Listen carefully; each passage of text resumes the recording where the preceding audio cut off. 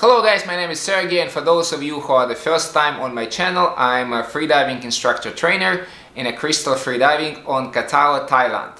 On my channel I'm sharing with you guys some freediving information, some freediving training tips, and sometimes I do a freediving products review. So if you are a beginner or intermediate freediver, you're gonna find a lot of useful information here. So don't forget to subscribe to my channel, and if you already done it, thank you very much, it means a lot for me.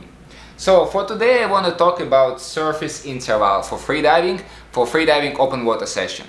First of all, what is a surface interval? On a typical open water session, we're not having just one dive, it's normally a few dives. So normally it's like 8, 10, maybe 12 dives. And the rest between these dives, this is what we call surface time. So for example, you finish one dive and then you rest on the buoy before you do your next dive. So how to calculate how exactly you need to rest between your dives. So here is the two ways how you can do this calculation. Please keep in mind that this is a minimum time. So if you feel that you need to have more time than this calculation, feel free to have more time, but not less. So again, this is a calculation for the minimum surface interval time. So calculation number one, it is a 3-4 times longer than the dive time. For example, you finish your dive and after your recovery, you check your dive time on your computer and you see that the dive time was 1 minute. So it means that the minimum depth, minimum time for your recovery on the surface should be 3-4 minutes. So surface interval is going to be 3-4 minutes. Another way how to calculate it is divide your depth by 5 and then you have a time for your surface interval. For example, if your dive was 30 meters, then you divide it by 5 and then you have 6. So this is a 6 minutes surface interval. Which methods to choose, it's up to you, but my recommendation is to choose the method which gives you a longer time. So for example, if you finish your dive and first method shows you that you need to have a rest for 2 minutes and the second shows you that you need to have a rest for 3 minutes, have rest for 3 minutes or longer. Again, so this is for minimum interval. The next question is why we need to do this surface interval. There are a few reasons for it. Reason number one, you want to recover the level of oxygen. So obviously when you're diving, let's say 20-30 meters, you're gonna use the oxygen, right? And when you come up on the surface, you have less oxygen compared to normal. So you're gonna have less oxygen in your lungs, you have less oxygen in your blood and less oxygen in your body tissues, right? So this is why you need some time to recover this level of oxygen. Luckily for us, this is going to happen quite quickly, so you don't need to have a lot of time to recover level of oxygen, but still need some time.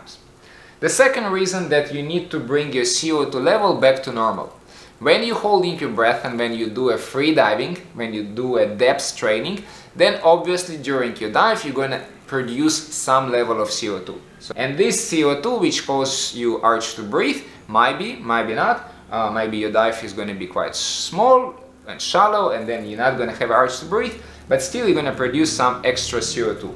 And when you come up, you want to remove this CO2 completely from your body, you want to start the next dive without any extra CO2. Again, luckily this is not gonna take too long, so maybe after a couple of minutes, maybe 2-3 minutes, you're gonna be completely back to normal level. And one of the most important reasons for surface interval, especially if you're doing a depth bigger than like 30-40 meters, or even if you do 20 meters, it is removing the risk of decompression sickness. We're not gonna talk about decompression sickness too much on this video. I'm probably gonna do it soon. I'm gonna do a video about decompression sickness specifically. Meanwhile, if you want to learn something about decompression sickness in freediving, you can find it in my blog, and the blog you can find, the link to my blog you can find in the description to this video. For now, just remember that during your dive you're gonna accumulate some extra nitrogen. And then if it's going to be too much nitrogen for the whole open water session, then potentially it can give you a risk of decompression sickness. So if you want to remove completely the risk of decompression sickness, or at least significantly make it smaller, and then make sure that you have a long surface interval, especially between your deep dives, right? So reason number one, again, bringing oxygen back to normal, CO2 removal, and then removing extra nitrogen from your body tissues as well. So this is the 3 main reasons why to do a surface interval. I hope you find this video useful, and if you find this useful, if you find some useful information, please don't forget to put the like buttons. It will help my channel to grow, and then it will make me happy as well. If you've done it, thank you very much, I really appreciate it.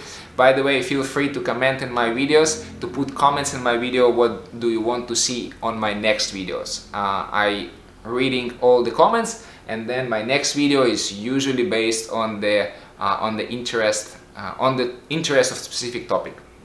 So thank you very much for watching my video. See you next time.